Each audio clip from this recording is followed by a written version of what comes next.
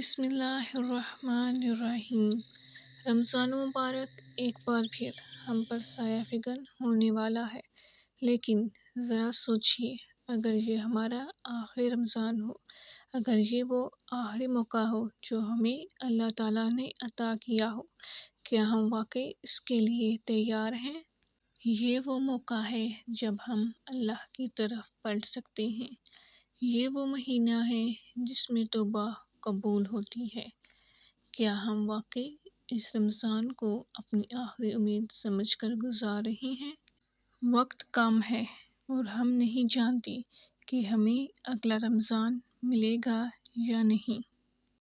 دنیا کی زندگی فانی ہے، ہم میں سے کوئی نہیں جانتا کہ اگلا رمضان دیکھنے کا موقع ملے گا یا نہیں، لیکن جو چیز ہمارے اختیار میں ہے وہ یہ کہ ہم اس رمضان کو اپنی زندگی کا بہترین رمضان بنا سکتے ہیں۔